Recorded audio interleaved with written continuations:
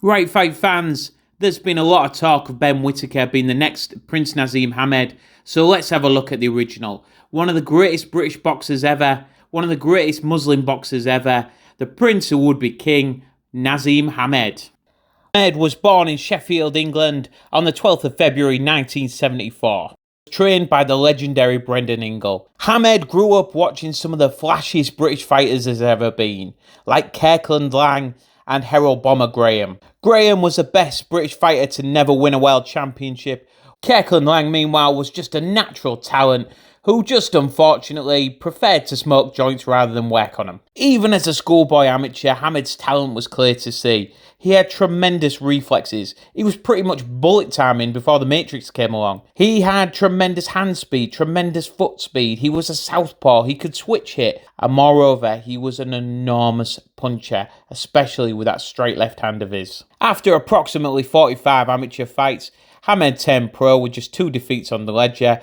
He wasn't happy with the amateur scoring system and believed that his style wasn't appreciated, and he was probably 100% right. Hamed turned pro at flyweight and went unbeaten in his first 11 fights, 10 by knockout, with only the experienced trier Pete Buckley managing to go the distance, although Hamed would stop him in a rematch. At the age of just 20, Hamed squared off against Vincenzo Belcastro for the European Bantamweight Championship.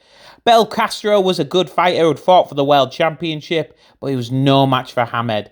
Hamed completely outclassed Belcastro, flooring him and winning widely on points. After wiping the floor with Antonio Picardi in 3 rounds, Hamed stepped up to Super Bantamweight where he won the WBC International Championship, stopping Freddie Cruz in 6 rounds. 5 knockouts followed, including pulverising former IBF champion Jean Paulo Perez in 2 rounds, before Hamed squared off against the Cinderella Man, WBO featherweight boss Steve Robinson. Robinson had got his nickname of Cinderella Man when he came in as a late substitute and outscored Newcastle's John Davidson to win the vacant WBO championship. Most expected that his reign would be short, but it was anything but. Robinson grew as a champion and he defeated world-class opposition such as Colin McMillan, Paul Hodgkinson, Freddie Cruz and Duke McKenzie. Robinson was as solid as a rock.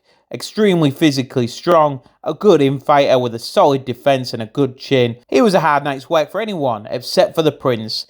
Hamed dazzled as he outboxed, outpunched and outclassed Robinson.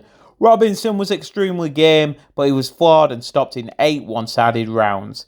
Hamed was the new king of the featherweights. In his first defence, Hamed wiped out Sayed Lowell in 1 round, 35 seconds to be exact. This was classic Frank Warren WBO matchmaking, however, as Lowell was extremely obscure. Briefly flawed with a left hook, but soon shook off the cobwebs and destroyed the previously unbeaten Daniel Alisi in 2 rounds. Before in one of the hardest fights of his career, Hamed squared off against multiple-time featherweight champion Manuel Mendina. Mendina was an unbelievable fighter, really. He was tall, fast-handed, and he worked hard. He had no punch power whatsoever, but my God was he tough.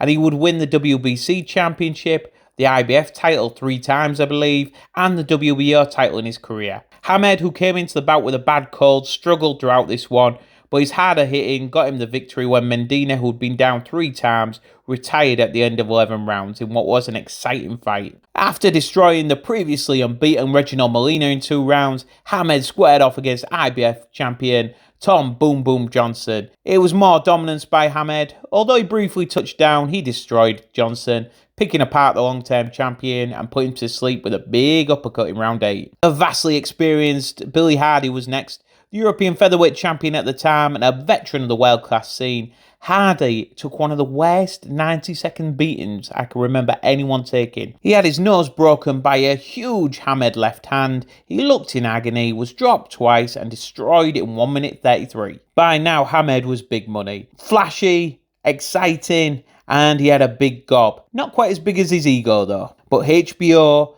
and the American boxing fans wanted him. Hamed made 2 further defences of his championship, destroying Juan Cabrera in 2 rounds, and then putting on a masterful display to outclass Jose Badillo in 7 rounds. With that, Hamed went to New York's Madison Square Garden to square off against former WBC champion Kevin Kelly. Hamed had faced criticism by American fight fans that he wasn't fighting world-class opponents. Kevin Kelly was definitely world-class. One of the best featherweights in the world, A warrior with skills and power, this was going to be a major test. The fight proved to be a thriller. It lived up to all expectations. Hamed was down 3 times before knocking out Kelly in the 4th round with a booming left hand high on the head. It was thrilling stuff, and he was instantaneously a massive star. Looking back at it now, it's probably the most reckless big fight performance I've ever seen. Hamed was so confident in his punch power that he just wandered in, taking counter punches. It was crazy stuff. Back in the UK and his old stomping ground of Manchester, Hamed destroyed former WBA boss Wilfredo Vasquez.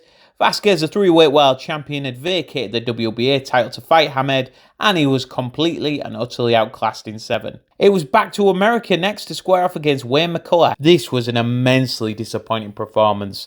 The build-up to the fight was fantastic. Talent-wise, McCullough was no match for Hamed at all, but Hamed couldn't knock his opponent out and decided to dance, prance, and piss about for 12 rounds. And as you might expect, this didn't go down very well with fight fans either side of the Atlantic. At this stage, the Prince's ego was growing at the rate of knots. He split up with Brendan Ingle, and it was decided he needed to add fundamentals to his game. I don't know why. So he brought in Emmanuel Stewart, the legendary trainer, as well as Oscar Suarez. This was not a good move at all. Hamed looked like he was trapped between styles. This struggle was clearly demonstrated in his next fight when he squared off against a man from my neck of the woods, Paul Ingle. Ingle was unbeaten, and the Scarborough man took a walloping for 6 rounds, being dropped twice, but Hamed ran out of gas, and Ingle started landing nice straight right hands. Hamed pulled the fight out of the fire in the 11th with a booming left hand, but it was far from impressive. Although it must be noted that Ingle would go on to win the IBF Featherweight Championship in his very next fight. Hamed's next fight took place in Detroit, Michigan, where he squared off against WBC champion Cesar Soto. The contest was Danny Dyer. Absolutely horrendous. The two men clinched, rabbit punched, fell about. It was awful stuff. The only highlight of the contest was Hamed body slamming Soto. He won widely on points over 12 rounds, but it was atrocious. Hamed was back on form in his next fight as he destroyed former long-time IBF Super Bantamweight champion Vuyani Bungu in 4 rounds. Bungu was left flat on his back after a straight left hand, but to be honest, he was made to order for Hamed. Hamed's final successful defense would come against Audrey Sanchez. Sanchez, a Las Vegas resident who had split amateur bouts with Floyd Mayweather Jr., was a big puncher. Hamed again went to war with Sanchez, being rocked on several occasions, before knocking out Sanchez with a vicious combination in 4 rounds. At this stage, despite some so-so performances, Hamed was in the top 10 fighters pound for pound in the world, but it would all come to a head in his next fight when he squared off against Marco Antonio Barrera. Barrera was without question the best fighter Hamed had faced at this stage, but Hamed was more concerned about getting his hair right. There's overconfidence and then there's outright arrogance. Hamed never believed for a second that Barrera could touch him, and it bit him on the arse on fight night. Barrera fought smart, he didn't engage Hamed, he boxed well behind an educated left jab, and he comprehensively outboxed and outmuscled Hamed, outscoring him over 12 rounds and ending his unbeaten streak. The loss took what little fighting spirit was left in Hamed. However, I think the riches had already done that. Hamed had made so much money, I don't think his heart was in the boxing game anymore. He would fight just once more, outscoring Manuel Calvo over 12 rounds. It was another disappointing performance, and we would never see Hamed again. Still, what a ride Hamed gave us. He was such an exciting fighter, and at his peak, he was so ridiculously talented. It's only when his ego went out of control that he started to lose his edge.